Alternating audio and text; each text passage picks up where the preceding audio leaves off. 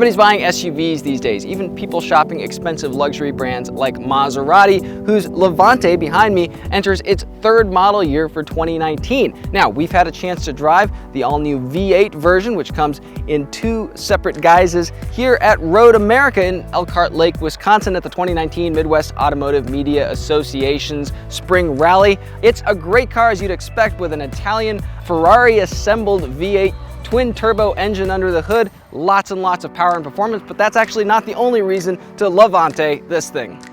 So the Levante came out for the 2017 model year with a pair of turbocharged V6 engines. Now those carried over for 18, and now for 19 they're joined by two more engines for a total of 4, the last two being all new turbocharged V8 engines in the Maserati Levante GTS, the vehicle you see here, and the Levante Trofeo. That's really kind of the top dog.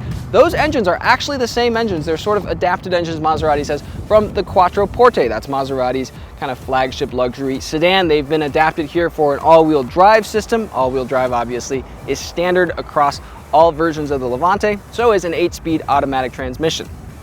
So we've driven 3 versions of the Levante before. We've driven the highest turbo V6. We've also now driven both V8s. That's the GTS and the Trofeo. We even drove the Trofeo on Road America itself. So how are those extra 2 cylinders? Well, they're just really a sublime experience. You get a lot of power going all the way up to redline. The vehicle never seems to run out of steam.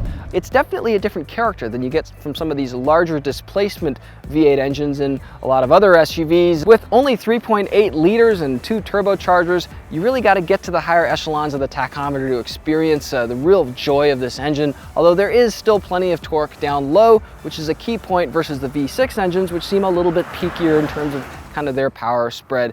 Now the 8-speed automatic transmission is still a little bit hesitant to kick down to lower gears when you need it to, but with all that extra torque from the twin turbo V8, you don't really mind so much because top gear acceleration is really just fine. Now, in terms of the GTS versus the Trofeo, very similarly explosive power. The Trofeo, as you'd expect, has a little bit more top end, but you're really not going to be lacking for power even in the GTS. There's still plenty of explosiveness, especially as the tach needle kind of moves past 3,000, 4,000 RPM, and a really, really nice exhaust note as well. You go into the sport mode, Maserati says it opens up a few more baffles for even throatier exhaust note, and it's all genuine. Maserati really emphasizes that what you're hearing is the actual exhaust. You're not hearing any kind of augmentation of it. So that's a pretty cool thing, even just to know as you're driving along.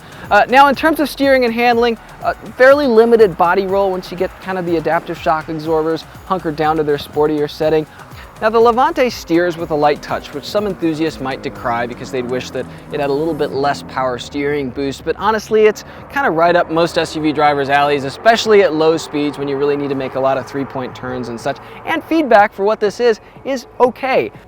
So there's plenty of sport in this SUV, but how much utility is there? Well, actually more than you might expect. Now, Maserati, owned by Fiat Chrysler Automobiles, and so there are some FCA bits inside, things like the headlight switches and the heated seat buttons in back, and some of those do seem honestly a little bit cheap, but there's a lot of just kind of old school practicality and utility going on here. Things like the multimedia system, very easy to use, a big old touch screen with a knob controller. If you want to go either way you can. There's storage space on the center console.